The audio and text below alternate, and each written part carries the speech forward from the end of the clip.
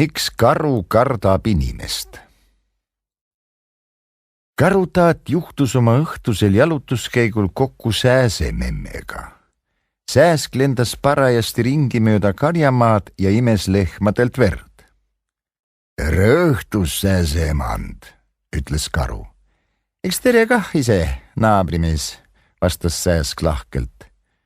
Karu vaatas ivaka aega Sääse tegevust, sõnas viimaks, sul on ka nii hullu pööra palju tööd, nagu paistab. No on palju tööd, noogutas Sääsk. Veidi aja pärast küsis karu. Ütle mulle, Sääsemand, missuguse looma veri on kõige magusam? Inimese veri, aga raske kätte saada, vastas Sääsk. Kuidas nii, et raske, päris karu. Vaat sellepärast, seletas Sääsk, et inimene on väga tugev.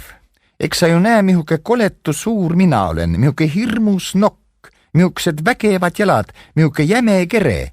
Kui aga inimene mulle korra äigab, olen kohe siruli maas. Tohoh, hüüdis karu kaheldes ja otsustas, vaja inimene kohe üles otsida. Vaja vaadata, kas Sääsk tõesti õigust räägib. Ega tal olnudki tarvis kuigi kaua otsida. Pisut maad eemal järve ääres kõrkjates istus mees, püss käes, varitses parte. Karu tormas mehe poole, oli suureline ja mõtles, Sääsest võid sa ju jagu saada, mina aga murran su maha nagu pole midagi. Ja ajas esimesed käpad sõjakalt laiali ning mõmises nagu tõrre põhjast.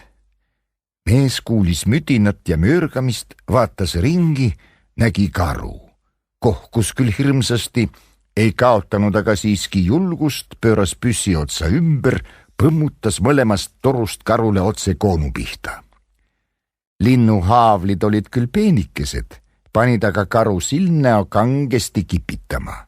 Ja valu pärast lausa hädakisa tõstes pistis Ott otse tuldud teed tagasi, ega julgenud peatuda enne, kui ülal mäel, kuhu Sääsememm oli temast maha jäänud. Sääsk oli endist viisi ametis lehmadelt vere näppamisega. Nägi karu 1004 lähemale kihutavat, ajas nokka imestuse pärast püsti ja küsis, naabrimis, mis sul viga on, et sa sedasi ruttad? Karu vaatas kartlikult tagasi, hõõrus 2 käpaga koonu, vastas lõõtsutades, oi, ära parem pärigi. Tõsi ta on, mis sa kõnelesid. Inimene on jah kõige tugevam. Andis mulle 2 korda näpu otsadega vastu nina, oli veel õnn, et ma enne seda, kui ta mulle rusikaga aiata sai, tulema pääsesin. Ei mina mehike hingaks enam, kui ta mind veel oleks puudutanud. Mis sa siis tükkisid temaga tülli? Eks ma ju hoiatanud, ütles Sääsk. Karu aga pole praegugi veel oma hirmust lahti saanud.